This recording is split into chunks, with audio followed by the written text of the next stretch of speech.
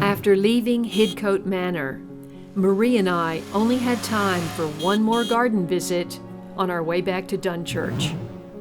We dropped in to see her dear friend Jules, a jewelry designer who keeps a lovely cottage garden.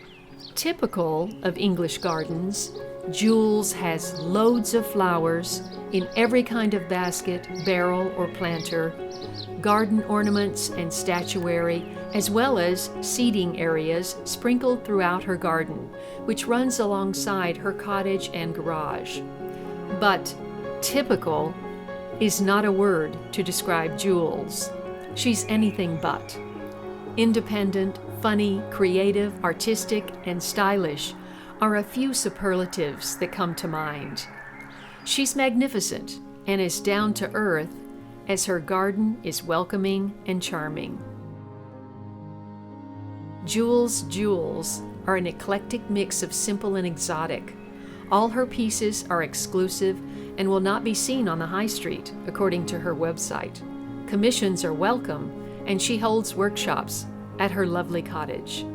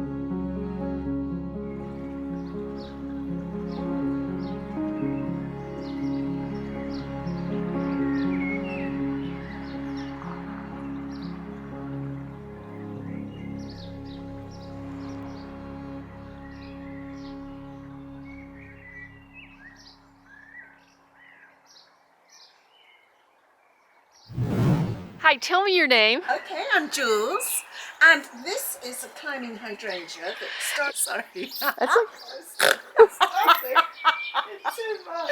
Oh dear. Go away. I might not be able to do it for laughing.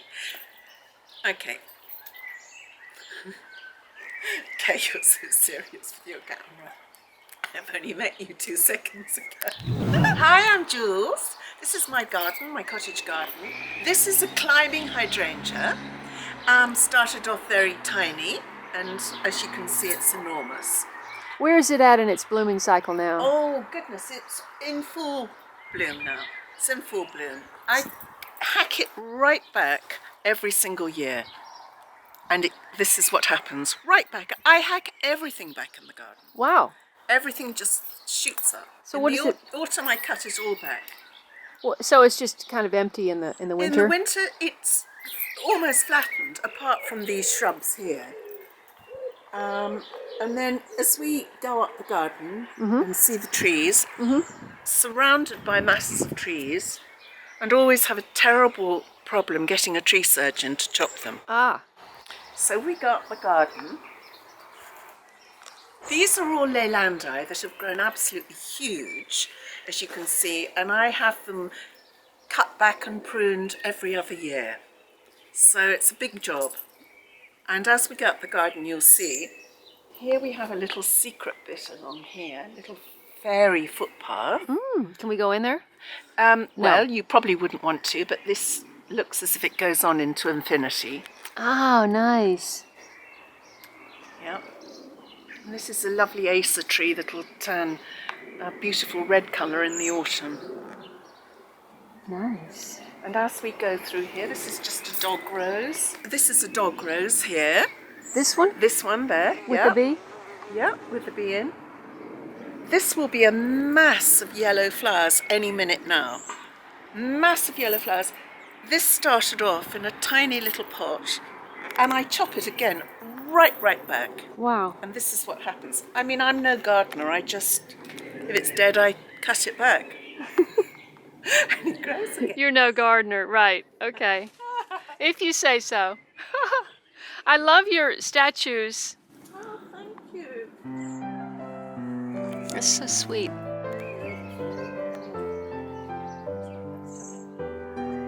So, if you come up this way, Okay. this is a honeysuckle that's just seeded itself.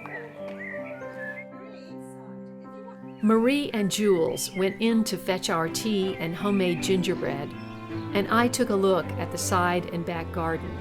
She lives in half of what was once the gatekeeper's cottage of a former estate.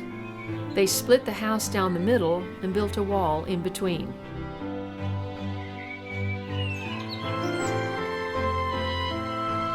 Imagination and whimsy abound at every nook.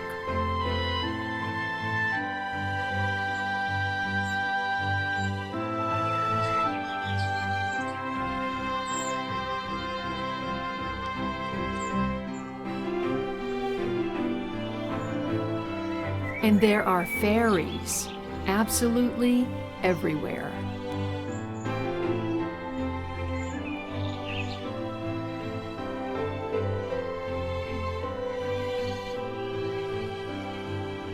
Tucked in the back of the property and through an arbor is her greenhouse and garden equipment. Out of plain sight.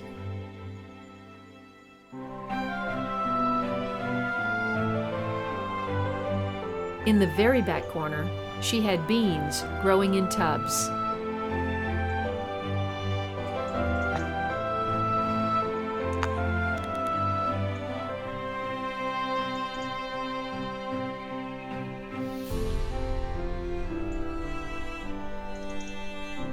It was a quick visit, but one I would love to make again.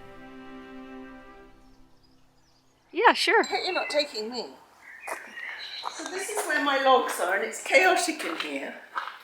So my property is about 500 years old. Wow. And this is a listed building, grade 2 listed building. So if you come in, this is just the garage and dumping ground, and my log's there because I have a log fire almost every night in the winter. And if you come through here,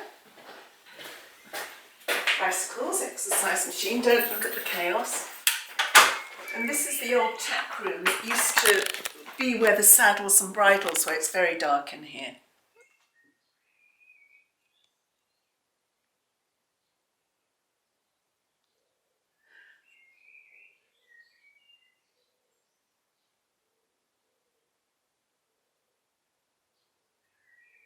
Who's in the picture?